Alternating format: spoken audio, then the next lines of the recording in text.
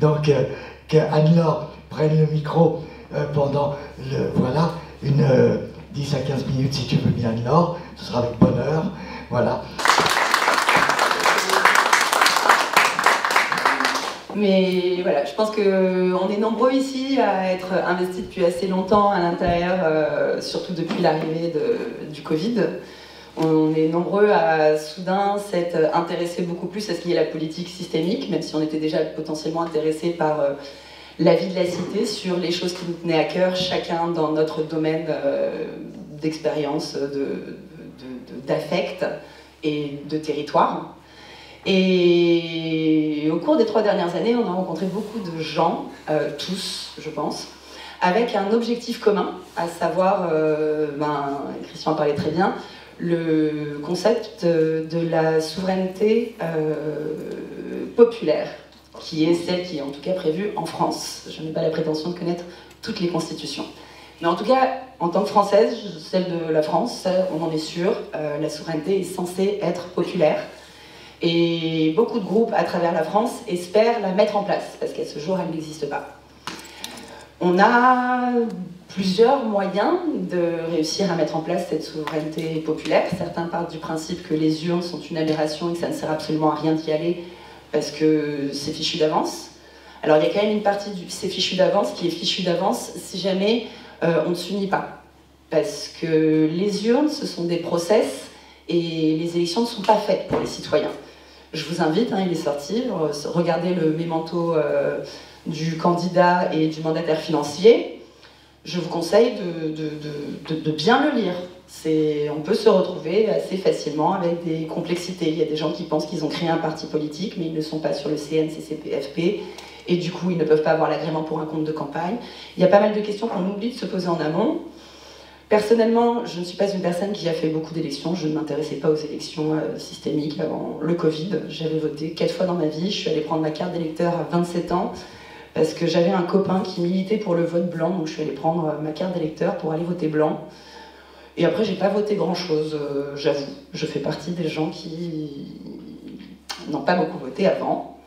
Mais parce que j'avais mon côté plutôt anarchiste et je partais du principe que si on crie un petit peu et qu'on n'était pas content, ça allait bien s'entendre, qu'on pouvait ne pas se faire entendre avant, mais je partais du principe qu'à partir du moment où il y avait les réseaux sociaux et Internet, soudain, on pourrait plus faire croire à chacun que l'autre était un imbécile barbare et que c'était lui le méchant.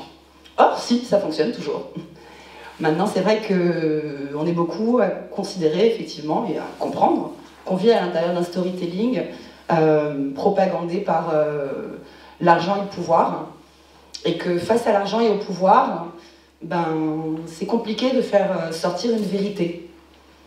Donc on se retrouve avec une partie de la population qui ne comprend pas ce qui se passe, et puis après il y a aussi une partie de la population qui a la tête dans le guidon.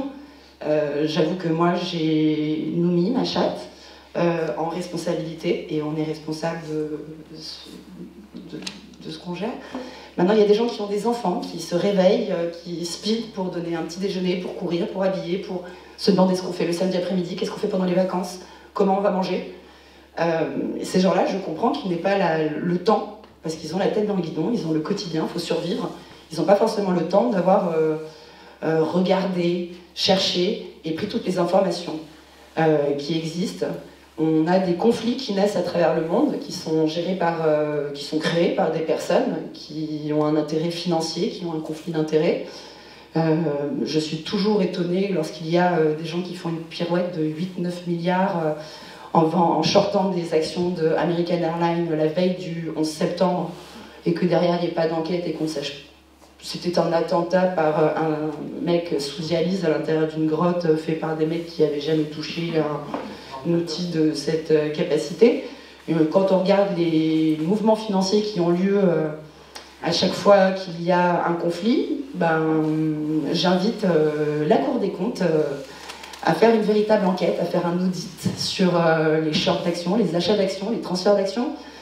Maintenant, étant donné qu'on est conscient, et Christian Canel l'a très bien dit, il y a des gens qui ont déjà fait toutes les études, on est infiltré à l'intérieur de la fonction publique en fait pour faire ces audits. Les audits des communs, on les a déjà, ils sont faits. Maintenant, il faut les organiser, il faut les faire valider. Et je suis assez d'accord avec Christian, je fais partie des gens qui ont été aussi dans les commissariats et autres, qui ont vérifié, qui ont envoyé les lettres recommandées avec accusé de réception aux institutions nationales, que ce soit des commissariats, que ce soit les chefs d'armée. Maintenant, quand on a parlé en comité de défense pour du sanitaire, on s'imagine bien qu'elle ne va peut-être pas demander à son numéro 2, à son numéro 3 et à son numéro 4 de faire en sorte que les choses se passent mieux et que des vérités éclatent. Donc nous avons énormément de choses qui existent, qui ont été faites. On a eu un petit audit de la sécurité sociale qui nous disait non, on n'est pas du tout en déficit de 11, on est en excédent de 9 si jamais l'industrie du tabac et si le budget de l'État est respecté. Donc à partir du moment où il y a des législateurs, un exécutif et des fonctionnaires, si les fonctionnaires ne sont pas capables de fonctionner, ce qui a été demandé par la législation d'être exécuté, eh bien peut-être qu'il faut effectivement attaquer à titre personnel les hauts fonctionnaires et s'y mettre un petit peu plus. Il y a des gens qui sont déjà sur les procès, il y a des gens qui sont en train de faire des listes de personnes à battre. Personnellement, je ne suis pas dans le groupe, forcément dans ces groupes-là, on ne peut pas être tous partout, mais on se connaît. On se connaît et on est d'accord sur l'objectif. En revanche, on est en général en désaccord sur les moyens. Il y a un moment, sans méchanceté, hein, les moyens, on s'en fiche. Puis s'il y en a 15 des moyens, ben, faisons-nous écho sur chacun des moyens de tous. Et qu'en fonction des échéances qui arrivent, on soit tous ensemble. On peut changer la société en allant aux urnes, en partant du principe qu'effectivement ce serait bien de s'unir, parce qu'on a tendance à aller aux urnes de nos jours en faisant des accords techniques avec des partis traditionnels, parce que les urnes, soyons conscients, hein, c'est celui qui candidate et qui se présente aux urnes qui va payer les petits bulletins de vote qui seront à l'intérieur du bureau. Donc pour les européennes, je crois qu'en dessous de 600 000 €, c'est compliqué quand même. Donc je ne sais pas quel est le groupe qui peut fournir cet argent en étant de son côté, alors qu'ensemble, sincèrement, mais on a non seulement les 600 000 €, mais on a aussi le budget com, on a même à la limite, on a tout. On a vraiment ce qu'il faut pour y arriver. On est chacun une pièce du puzzle avec chacun notre niveau de connaissance, de compétence, et à un moment, c'est l'heure de l'assemblage, il faut s'emboîter, il faut que le puzzle il fasse un joli paysage.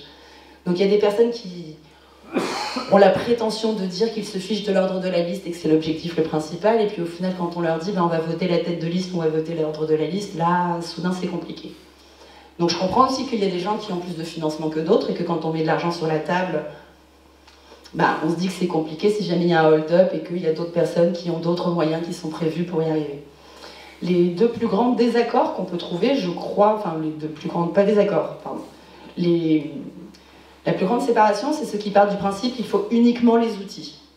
Puisque nous voulons mettre en place la démocratie, il faut que les outils démocratiques existent.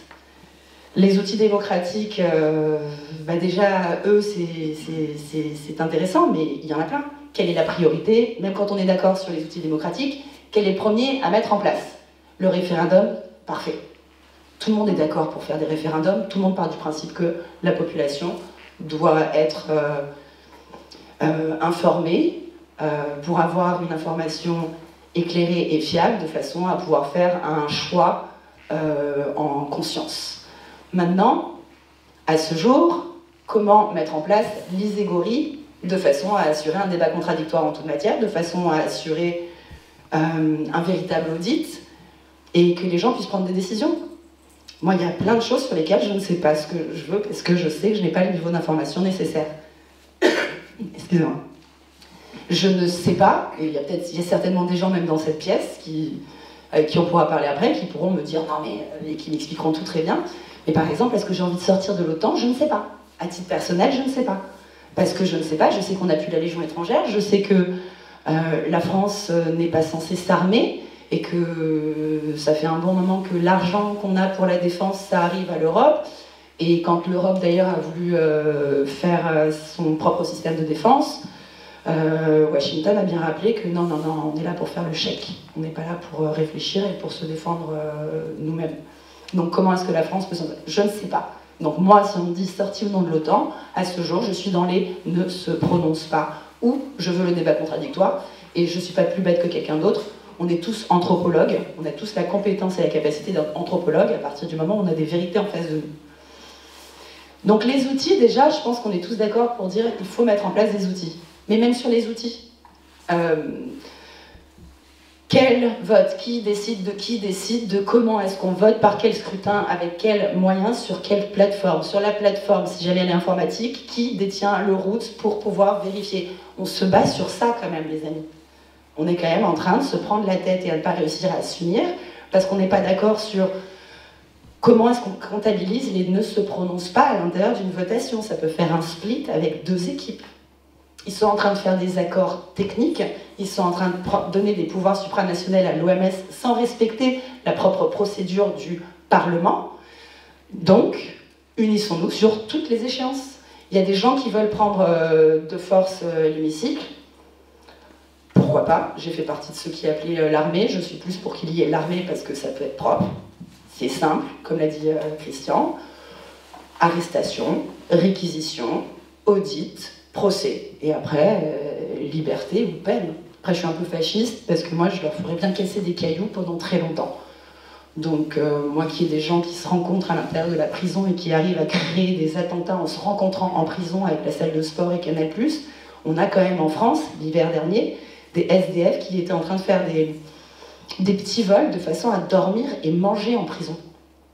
Mais non, il y a des gens, ils sont en prison, ils se rencontrent, ils créent... Et c'est formidable.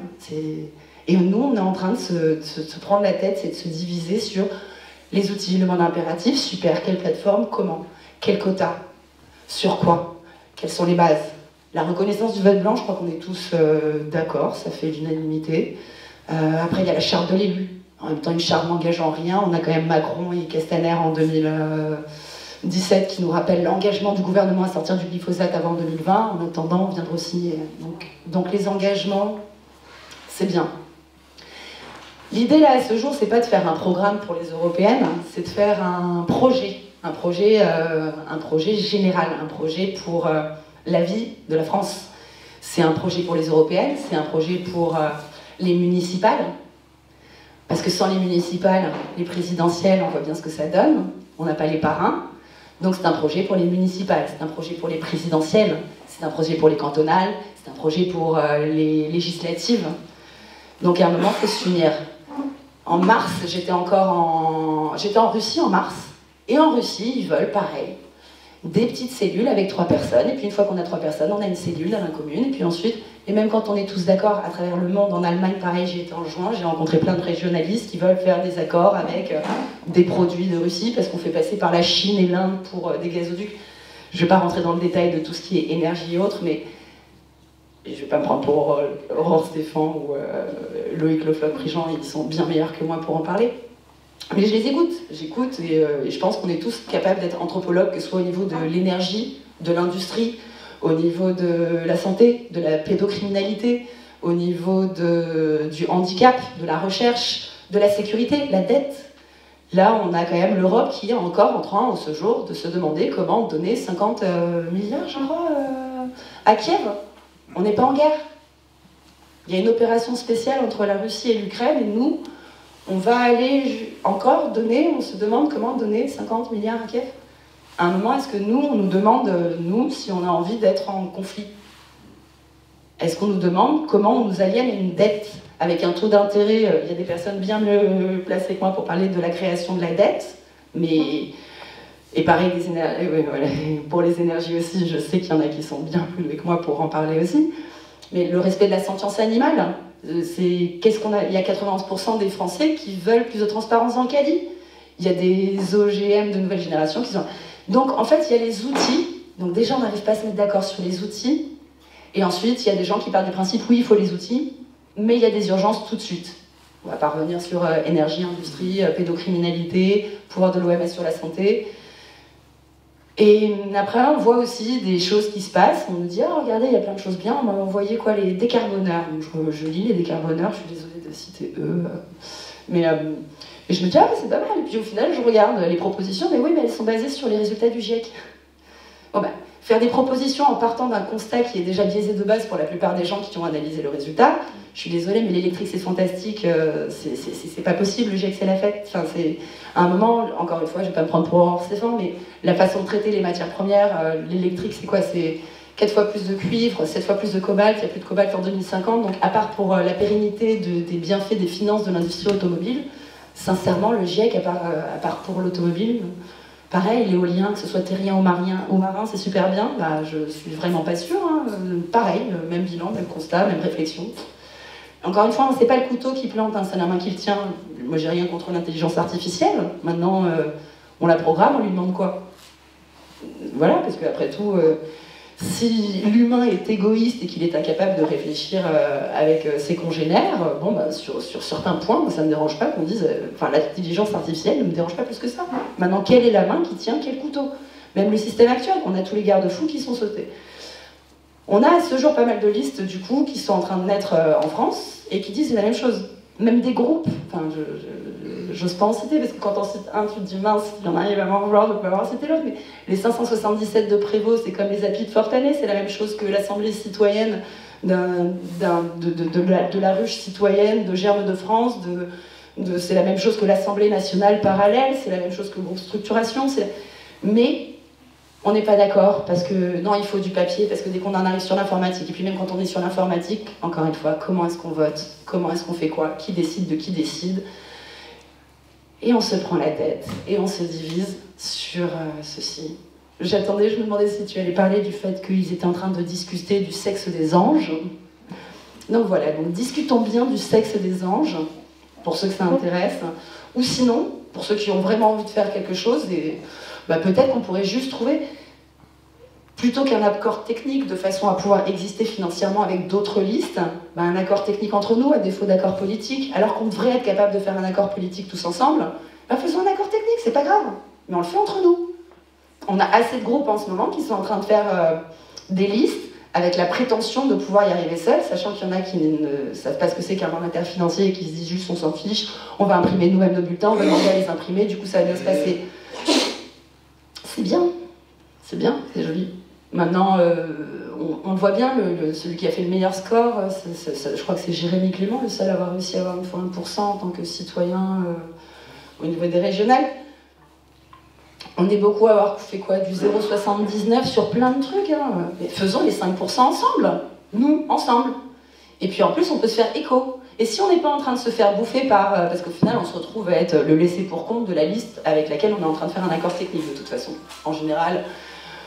Alors que si vraiment les démocrates, avec les vrais écologistes, ceux qui veulent un État, on veut des États généraux de tout. On veut les États généraux de la presse, on veut les États généraux de l'énergie, on veut les États généraux de la recherche pour la santé.